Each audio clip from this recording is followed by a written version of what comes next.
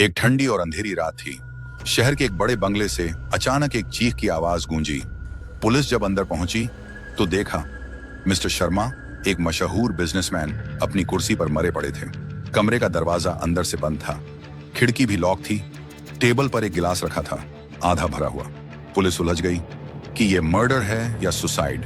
तभी इस केस में बुलाए गए दो मशहूर जासूस, डिटेक्टिव राज और डिटेक्टिव मेहुल।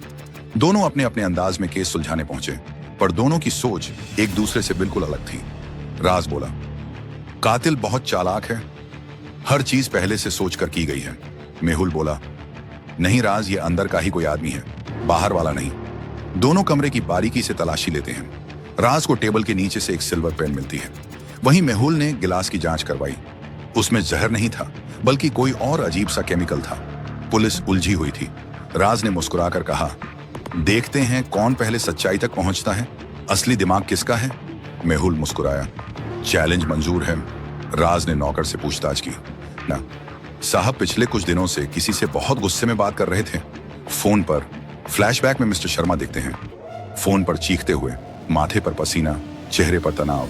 कहते हैं, मैं सबको सच बता दूंगा, तू बच नहीं पाएगा। दृश्य बदलता है। मेहुल सीसीटीवी फुटेज देख रहा है, कोई अंदर आया या गया नहीं था। फिर राज को वही सिल्वर पेन याद आती है।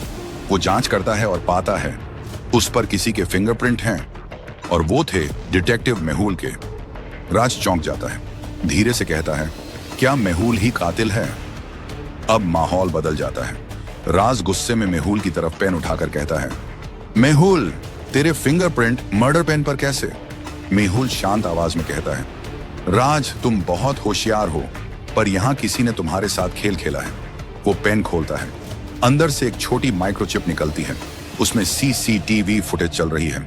मिस्टर शर्मा खुद अपने गिलास में जहर डाल रहे हैं, यानी ये सुसाइड था, मर्डर नहीं। राज हैरान रह जाता है। कमरे में सन्नाटा छा जाता है। पुलिस एक दूसरे की तरफ देखने लगती है। थोड़ी देर बाद पुलिस केस बंद करने की तैयारी कर रही है। मेहुल मुस्कुराकर कहता है, केस सॉल्व्ड। लेकिन राज चुपचाप एक फाइल उठाता है और कहता है, मेहुल, मिस्टर शर्मा के कॉल रिकॉर्ड में एक आखिरी नाम था, और वो था तुम्हारा। मेहुल हल्का मुस्कुराता है, कुछ कहे बिना कमरे से बाहर चला जाता है।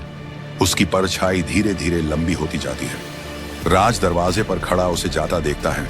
सस्पेंस म्यूजिक धीरे धीरे बढ़ता है और स्क्रीन काली हो जाती है।